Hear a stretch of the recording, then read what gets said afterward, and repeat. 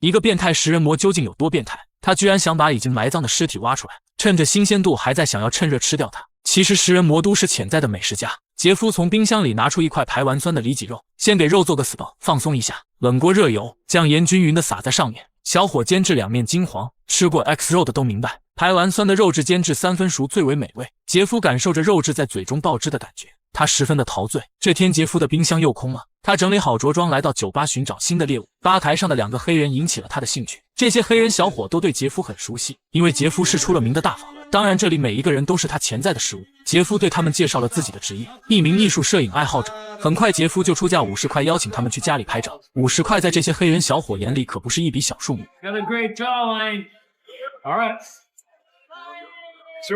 这时他的脸上露出一抹诡异的微笑。就这样黑人小伙因为一些原因跟杰夫回了家。然而才刚一进屋，翠西就闻到了一股浓烈的恶臭，像是什么动物腐烂的味道一样。杰夫谎称是自己家里的猪肉坏了，随后把门上了锁。翠西看着屋内诡异的气氛，心里有些胆怯。杰夫给她倒了一杯酒，当然在酒里也加了点小佐料。翠西喝完酒后便想着要离开，可杰夫并不想这么轻易放过到嘴的猎物，他花言巧语地说要带她参观一番。就在2人看鱼的时候，他把手铐铐在了翠西的手上。翠西这一瞅，这指定是遇到了变态了呀！他害怕的想要逃跑，可惜却被杰夫一下撂倒。随后杰夫拿出一把刀来，翠西退无可退，被逼到了墙角。看到小命快要不保了，翠西只能假意跟杰夫进了房间。2人坐在了床上开始看摔跤电影。杰夫看的是津津有味，翠西则是一脸生无可恋的表情，气氛简直是尴尬到了极点。他刚想要逃跑，却直接被杰夫按在床上。看着床垫上的血迹，翠西心里明白了是怎么回事。于是翠西开始勾引杰夫，让他给自己拍照。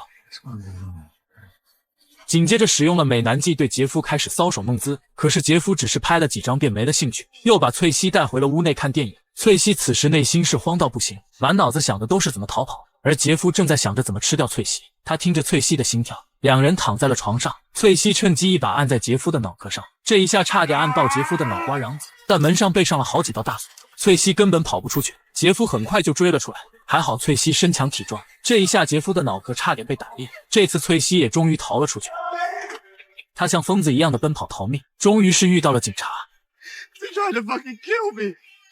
最后在翠西的带领下，他们来到了杰夫的家中。此时的杰夫好像什么都没发生一样。杰夫慌乱的想要逃跑，可是根本无济于事。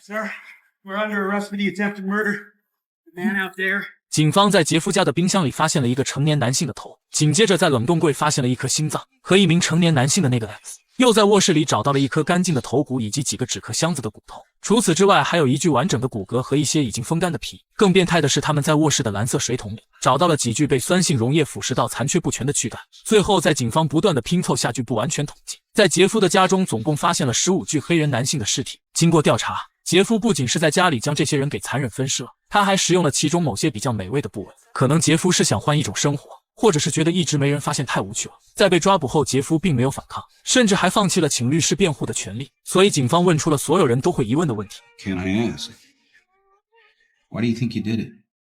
Killed all these men. And why did you keep them? 杰夫回忆起童年，原来这一切都源自于杰夫童年的经历。小时候，杰夫的父亲因为工作忙碌，常年不回家，母亲则是终日沉浸在吃药的日子里，并且一旦父亲回家，那2人必是会有一番争吵，严重的时候甚至会大打出手。然而这一切并不是真正的导火索，真正的原因是一次家里地下室的发现。家里突然传来的恶臭让父亲怀疑地下室有动物的尸体，于是便带着小杰夫把尸体给掏了出来。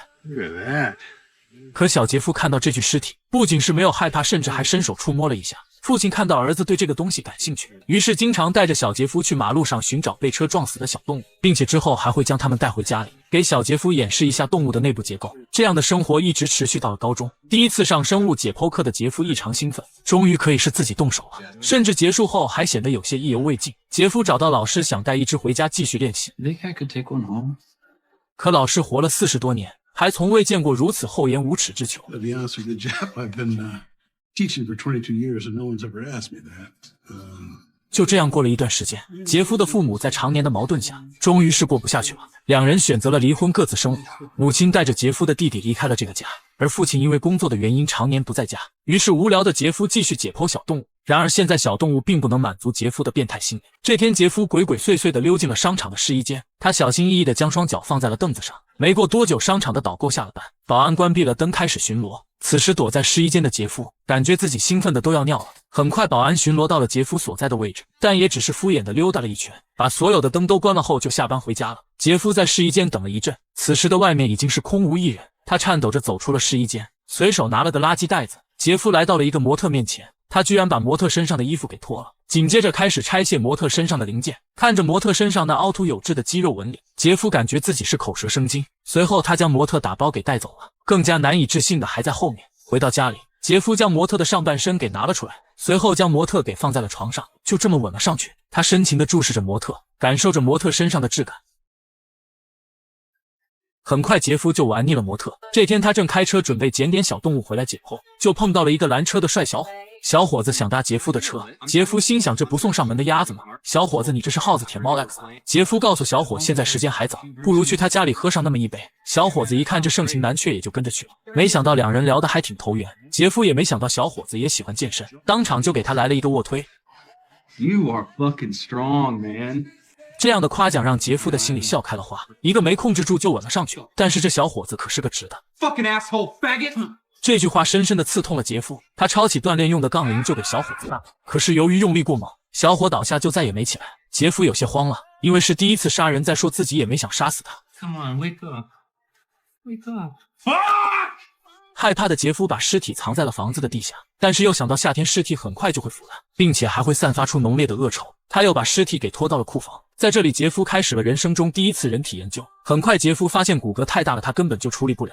不过这根本就难不到杰夫。杰夫拿起一袋番茄汁就这么喝了下去，但很快他就意识到了一个问题：血肉倒好办，自己还可以吃下去，但这骨头自己可没办法处理。杰夫想将骨头给砸成粉末，但干过的都知道，人体中水的比重占 60%到 70%， 即使是看起来很结实的骨头，也大约有 20% 的水分。不过很快，聪明的杰夫就有办法了。他把骨头放进了烤箱，高温的加热烘干了骨头里的水分，就是这味道有点一言难尽。他将脱水后的骨头都砸成了粉末，之后便来到了房顶的天台上，直接就把骨灰给扬了。就这样，他完成了人生中第一次毁尸灭迹。很快，杰夫就从高中毕业了，父亲也找了个新的女朋友。为了防止杰夫耽误自己的小日子，父亲就帮他报了俄亥俄州立大学。但有点小嗜好的杰夫根本没办法融入校园生活，整日在出租屋里酗酒买醉。因为出勤率不够，杰夫很快就被学校给开除了。父亲没办法，就给他送去当兵了。本以为军队的生活能改了杰夫的怪癖，没想到杰夫还是死性不改，他居然给战友下药。下药也就算了，他还把人家给弄了，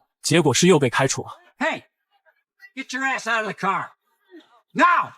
这次老父亲是真的愤怒了，直接就把杰夫丢给了乡下的母亲，就当自己这个耗废了，趁着年轻还能再练一个。杰夫这回也老实了一段时间，他找了一份灌肉肠的工作。可是这天杰夫来参加博览会的时候，精神错乱的他居然对着机器来了一发。就这样，杰夫因为当街不雅被抓了。而肉店的老板也听说了那件事，杰夫再一次的又被开除了。这天，杰夫来到酒吧想要喝上一杯，意外的碰到了一个好基友。好基友带着杰夫来到一个秘密基地，小伙子开了个单间，两人在里面是深入浅出的探讨了一番人生。从这以后，杰夫算是找到了组织，整天带着不同的人来探讨人生。但你这探讨归探讨，你老给人下药是怎么回事？老板知道后就带人给杰夫撵了出去。这下好了，快乐又没了。杰夫又花高价去酒店约小伙探讨哲理，趁着小伙子在外面热舞，杰夫来到卫生间下药，但一个不小心拿错了杯子，这下可完蛋了。趁着自己还有意识，赶紧又给小伙兑了一杯。结果第二天一睡醒，杰夫就发现小伙子嘎了，这也是杰夫第二次杀人。同样，杰夫也不是有意的。情急之下，杰夫在外面买了个皮箱，把小伙给带了出去。万幸的是，奶奶家有个地下室。回到家里，杰夫不得已又来了一次毁尸灭迹。不过这次杰夫留下了一颗头作为纪念。而从这以后，杰夫就像解锁了新发现，他开始不断哄骗各种小伙回家探讨人体生物学。在这里，他奸杀分尸，并且食用了3具尸体，剩余吃不掉的部位，杰夫会将它们浸泡在酸性溶液里，直至腐蚀到骨肉分离。但是这种方法有一个弊端，那就是味道实在太大了。哪怕是鼻子不好使的奶奶都闻到了这股恶臭。奶奶曾多次询问杰夫臭味是怎么回事，但是杰夫每次都以自己在做实验应付了过去。可是没过多久，杰夫就把事给玩砸了。一次，杰夫的药量没下够，小伙子迷迷糊糊的逃了出去。回到家里，小伙子的父亲发现了不对，把杰夫给告上了法庭。最终，杰夫以猥亵罪被判入狱1年。出狱后，家人们都对杰夫失望透顶，奶奶也将杰夫给赶了出去。无处可去的杰夫搬到了黑人社区，在治安松懈的这里，所有人都将会是他的猎物。这天，打算去超市买点酒的杰夫盯上了门口一个黑人男孩。杰夫叫他去家里喝上那么一杯，咱也不知道他是有多爱喝，就这么跟着去了。杰夫把男孩迷晕后，便出去买工具了。但还有一丝理智存在的男孩逃了出来。等到杰夫回到家的时候，警察正在询问着男孩。在场的所有人都能看出男孩的不对劲，但是警察却更愿意相信杰夫说的话。杰夫说男孩是自己的朋友，跟自己闹了点小别扭，然后警察就亲自把男孩送到了杰夫家里。在那个年代，警察更愿意相信白人说的话。不过邻居却察觉出了异常，每天晚上杰夫的家中总会传来打斗声，还有强烈刺耳的电锯声，并且他曾多次见到有人进入杰夫的房间就再也没出来过。他曾多次报警，想让警察过来调查一番，但是警察总会敷衍了事的糊弄一下。直到这天，在这里分尸了15个黑人的杰夫终于被抓了起来。可就是这样一个罪恶滔天的恶魔，被抓捕后，他的父亲居然还想为他脱罪。父亲为他请了一个很牛逼的律师，并且调查了近些年很多案例。1957年，美国警察在一间农场里发现了一具被肢解的尸体，随后警察在麻袋里找到女人的头颅，而房间里到处都是人体的残肢，还有用各种人体器官做成的家具。可就是这样的一个罪犯，最后却以精神疾病为由被判无罪释放。父亲想让杰夫也装成精神病，但杰夫却直接拒绝了。杰夫厌倦了吃人的生活，他知道自己犯下的罪行无法饶恕，杰夫也愿意到监狱接受改造。 I didn't ever want freedom. I knew I was sick or evil or both. I know how much harm I have caused, but no matter what I did, I could not undo the terrible harm I have caused. 就这样，杰夫被关到了监狱，但是杰夫造成了影响却并没有结束。被他残害的人和家属每天都会在梦中惊醒，而杰夫的邻居们整日不敢独自在家入睡。更加恐怖的是，社会上居然出现了一批杰夫的追随者，他们模仿杰夫的行为，更甚至是有人居然开始收藏杰夫分解人的工具。父亲也将杰夫的经历写成了小说，并且这本书还非常火，拥有很多书迷。监狱里的杰夫每天都会收到很多来信，杰夫也为此感到兴奋，这就是他一直想要追求的生活。杰夫成了这些变态追随者心中的神，但是上天并不会放过任何一个坏人，也不会冤枉任何一个好人。这天，杰夫在清理健身房的时候，狱警安排了一个黑人进来，然后狱警就走了。杰夫此时也察觉出不对劲，想走却被黑人给拦了下来。黑人一拳打倒杰夫，随后拿起铁棍不断地击打他的头部。黑人要为所有受害的同胞报仇。就这样，一代变态杰夫达莫被活活打死。本剧是根据真实事件改编，虽然故事结束了，但是现实永远比故事更可怕。